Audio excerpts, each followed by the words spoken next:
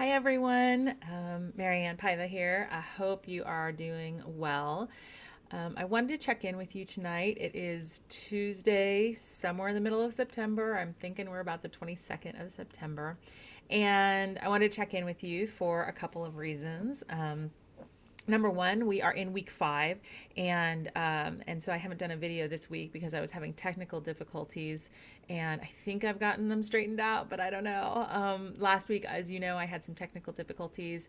Turns out it was Kaltura, the web-based program that the university uses for just this purpose, and so so I had to wait for them to kind of figure things out.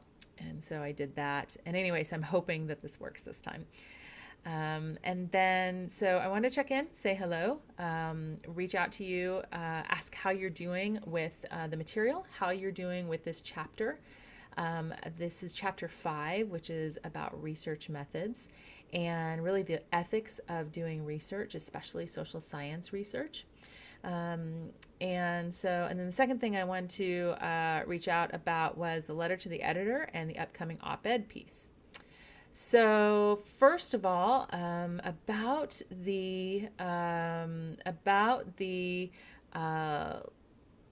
research chapter. So, when we do research, and y'all are reading chapter 5 of this book, and so this is you're getting the research theory of it, basically.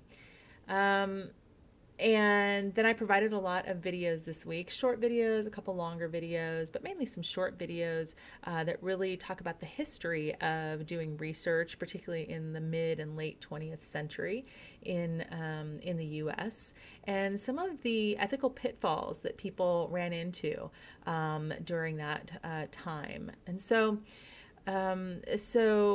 doing research is one of those things, the biggest. I'm kind of a research. I love research. I am passionate about research. I feel like research is the absolute linchpin for what we do as academics. And so I'm very territorial about research as well. And I always want to promote excellence in research and the highest ethical standards that we possibly could have. That is tough to do even in everyday settings when people undertake research, but it's really tough to do, so much more arduous to do when we're doing research in disaster zones. Or with people who have gone through disasters. And so I wanted to really bring this and talk to you a little bit about why ethics are such a huge part of when we do research, and it comes down to honesty and truth and integrity. If we don't have those things in our research, which our entire discipline is based on, then we don't have a discipline. We don't have teachers. We don't have the university system if we can't rely on the research and the integrity of the research that we're doing. So I want to talk about some of these things that we were watching this week. And I was actually watching these again. I've watched all of these videos, I don't know, probably 20 times each. And some of them are really fascinating. I watch them over and over and over again, and I rely on them, and I go back to them. And so one of those is Stanley Milgram's research on obedience. And that is a stunning video that came out I think 60 years ago now from Yale University. And it is really this pivotal moment in history when we're looking back at Stanley Milgram's obedience, where he essentially lies to people about what the research project is about, and then puts them under an immense amount of stress, doesn't allow them to leave when they want to, forces them to go on. It's everything that could go, that could be ethically wrong almost in a research project. He actually, there is some potentially physical harm to the people who are participating in this research because, there comes a point when one of the participants is so mentally stressed that he gets physically stressed as well. So that really is my, when I think of, that was bad, unethical research, I look at Milgram and I go, this was a problem, what he was doing. But even before that, so we often wonder, well, wasn't there, right now, if you were to go out today and do a research project, you would have to go through the Institutional Review Board. You would have to get permission. You would have to come up with a proposal. You do all these things, and then you'd have to make sure that you were doing things ethically, and then you'd have to report on it, and it would just be, it's not a long process, but it is a process where, they make sure that you're doing things ethically. You're not harming people. You're giving them full consent, informed consent about what they're participating in. You're giving them the option to get out of the research if they don't want to do it. So you're kind of going through this process. But that wasn't always the way it was. And it was actually fairly recently that it wasn't that way. And really the first time that we changed our research ethics was a result of the Nuremberg trials. And there was some earlier stuff that went on as well, but the Nuremberg trials were the ones that were incredibly powerful when we're thinking about law that changed in a big sweeping way. And so the Nuremberg trials, if you aren't a buff of World War II or you don't kind of know what happened in World War II, the Nuremberg trials happened after World War II in 1947 as a result of the experiments that were happening in Nazi Germany on prisoners of war. And essentially, doctors who were supposed to be scientists, who were supposed to be doing no harm, although that's not the way it was then, but they're not supposed to be doing any harm. They were doing research projects, what they called research, on people who were in the concentration camps in Nazi Germany. And they were conducting horrific studies that were ending in the deaths of a lot of people. And they were doing things like one of the experiments that they did, this is just one random experiment that they did, was this wanting to see how long it took someone to freeze to death in cold water, depending on the type of clothes that they were wearing. And so, did people in thicker coats last longer? And the end of the study was when the person died. That's how the study ended. And obviously, this is horrific research. And people, after the war ended, were like, how did this happen? And why wasn't there someone overseeing this? And we're asking all of these questions. And so both the obedience study and then the new guidelines that would eventually result in a code of ethics, basically, and then also the Belmont report that would come a few years later about how research should be conducted.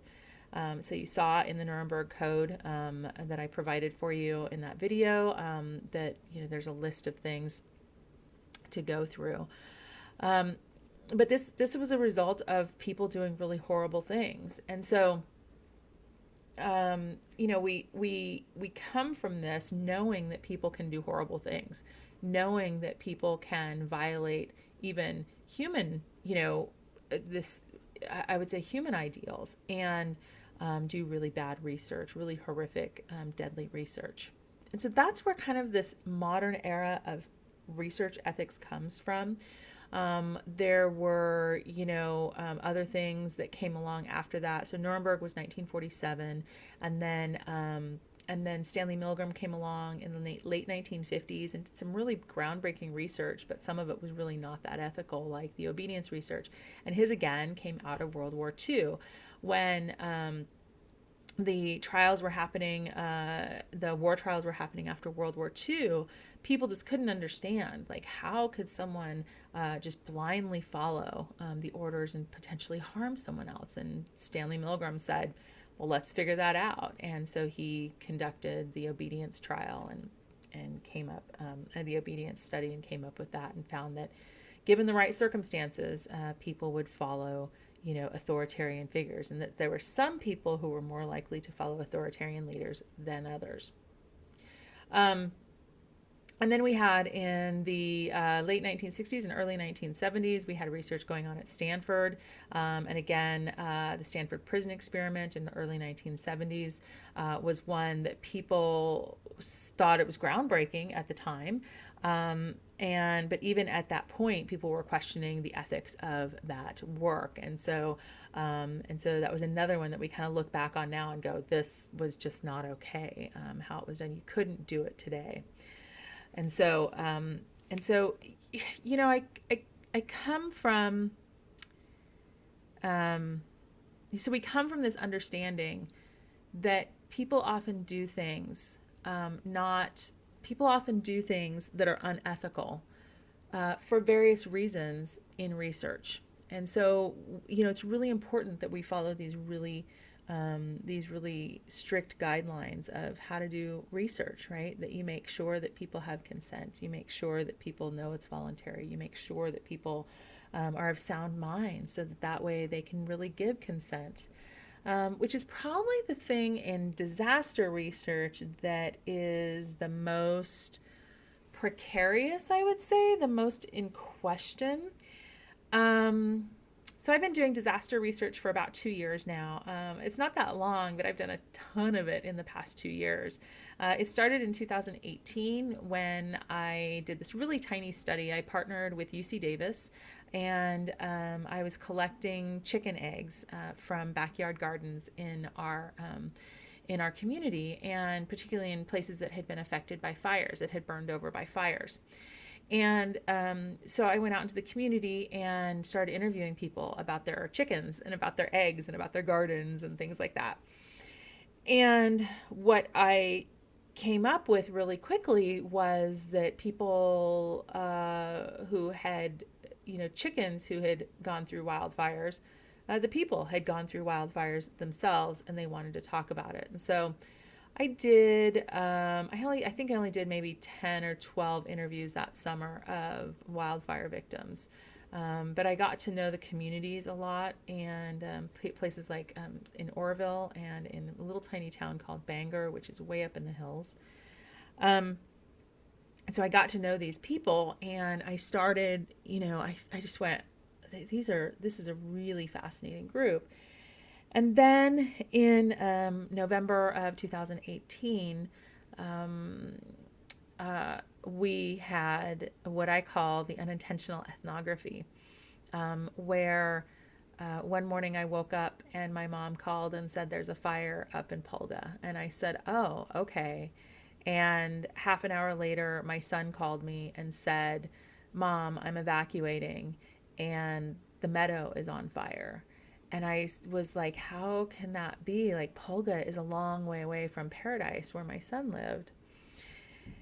And it was at that point that I started really researching. It was literally that moment that I started really researching wildfires and natural disasters and started questioning really what was happening.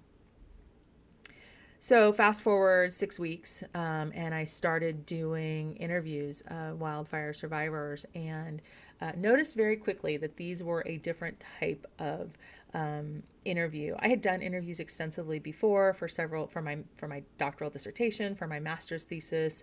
I've done interviews. That's what I do. I love qualitative interview. I love qualitative research.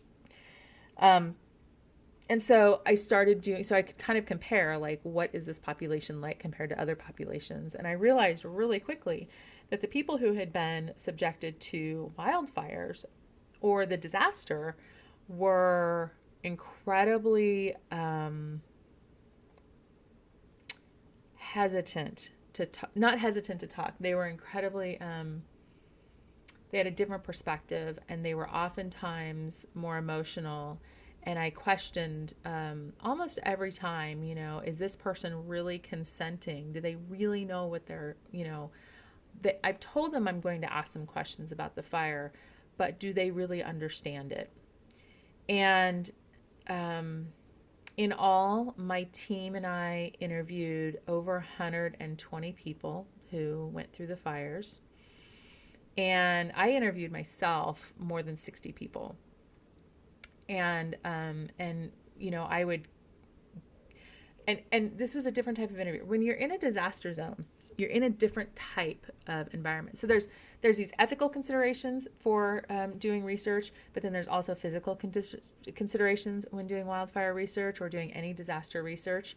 And so that's why kind of doing this research is different than other types of research. And so, people are more likely to be under stress or distress when they are either just out of the trauma or they are reliving the trauma. And I was asking people to tell me their fire story.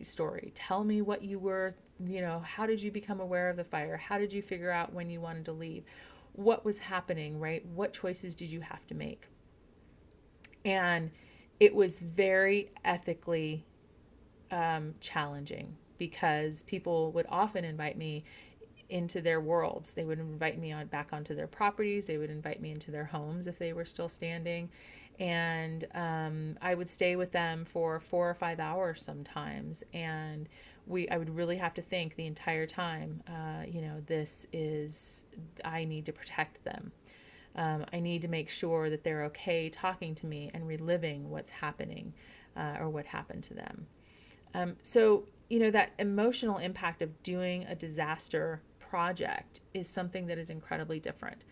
Oftentimes, when we're doing interviews sociologically, we're asking people about what's your favorite, I don't know, ketchup brand, right? Something innocuous that you go, right? I can tell you my favorite ketchup brand and, I'm good.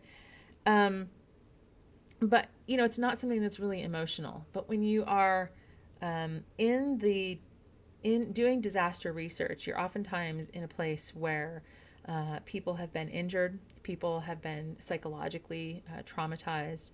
There are just, all of these different things that are going on psychologically. Oftentimes if they've been injured physically, they still have, wounds from that, and they might still be in pain. And so that's another consideration.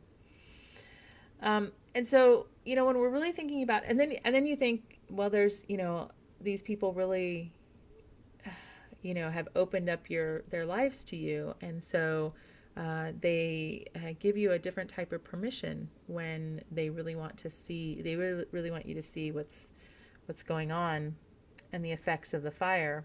And so that creates its own ethical obligation. So, ethics is this thing that is incredibly important. I mean, it's the most important thing. It is absolutely the most important thing. If we can't do good research, if we can't do ethical research, we should not be doing research at all. And that's what it comes down to. And that's especially true when we're looking at very vulnerable populations, like people who have been traumatized by a natural disaster. And so that's an incredibly difficult thing. But you think about this, what's different about a disaster? What's different about doing a research project in a disaster zone compared to in a not a disaster zone? You all right now are researching things, and you're watching videos and you're reading stories and things like that about people who have gone through natural disasters. And so, think about what those looked like in those videos, and think about how would you feel at the end of it, and a month later a researcher comes in and says, I want to talk to you. You would have difficulty. I don't think there was anyone who I didn't meet who I met who didn't have difficulty talking about their fire story. And so that is a much different consideration for working in a disaster zone for people. They're emotionally vulnerable, and that makes it trickier. When we talk about the wildfires at the end of the semester, I will talk to you about what it's like working actually in a disaster zone, the physical part of working in a disaster zone. And so look for that. Okay, second thing I wanted to talk to you about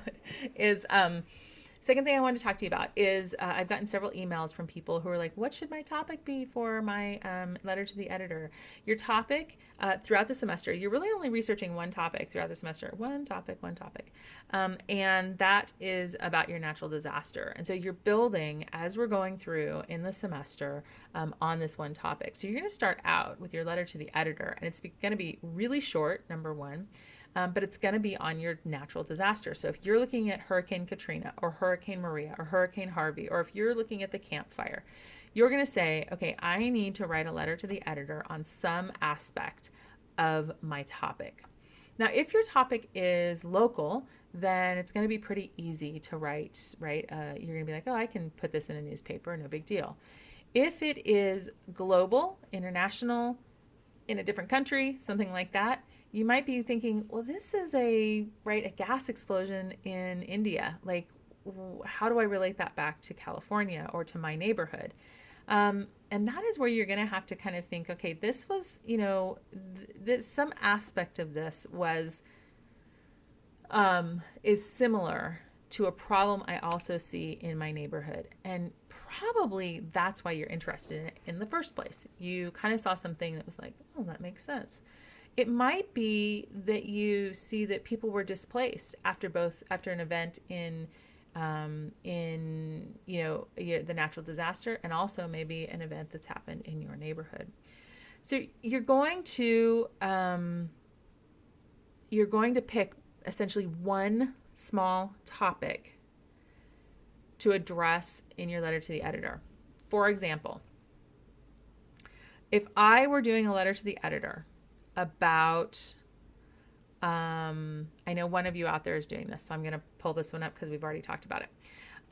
If I was going to do a letter to the editor about heat waves and about how heat waves can contribute to medical complications and medical conditions, particularly in low-income neighborhoods that are oftentimes low income because they've been redlined over time, I might say, okay, there are many causes of heat waves, right? In California, we're just coming out of like a weeks-long heat wave. It was ridiculous. And so, there are many causes to heat waves. And, some of the problems with heat waves are it causes health problems. It causes, it causes wildfires. It causes whatever, right? And so because of these problems that the heat wave creates, I want to focus on one simple solution that is not the only solution, but it's one simple solution that might be feasible for a city to undertake. And that is that here's the statistic for you, or here's the research part of it for you, that, we know that low-income neighborhoods are less likely to have shade trees and are more likely to have concrete, right? Which radiates heat and causes the heat wave to be worse.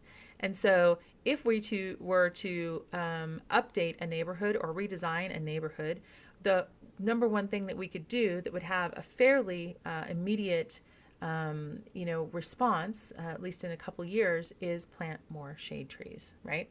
Really simple, really to the point. So that would be it. Here's the problem, right? Is there's a heat wave going on.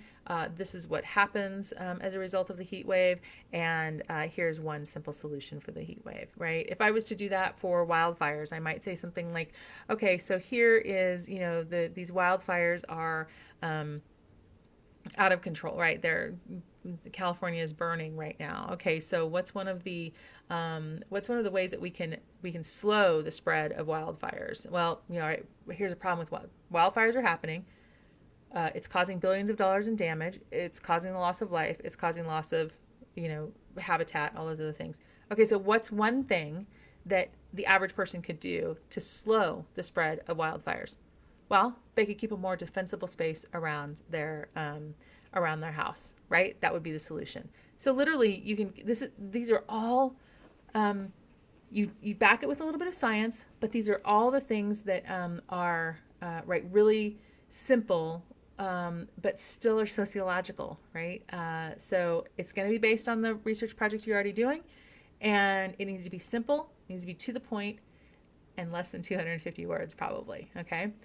If you're having trouble with it, let me know. But other than that, I think we're good. Okay. Again, I apologize. This is late. I've been trying to deal with tech problems, and I hope I got them figured out. And this week, your first draft of your letter to the editor is due to me and to two people who are going to review it. And then in a couple weeks, you'll be revising, turn in the revisions, and then submitting that to a newspaper. Okay? So that's what we're doing this week. I'm catching up with grading, but y'all write a lot. So it's hard. And I'm like, oh. No, you're fantastic. I love teaching this class. It's so fantastic to be able to teach all graduating seniors, all sociology majors. I really, really am loving it. And come and visit me in Zoom, because y'all don't come and visit me in Zoom enough. And so for the people who get to the end of this video, tell me that you heard it in the video that you were supposed to come and see me, and I'll, be nicer to you. Anyway, have a great evening. Have a great week. It is week 5, and I hope you all are doing fantastic. Talk to you soon.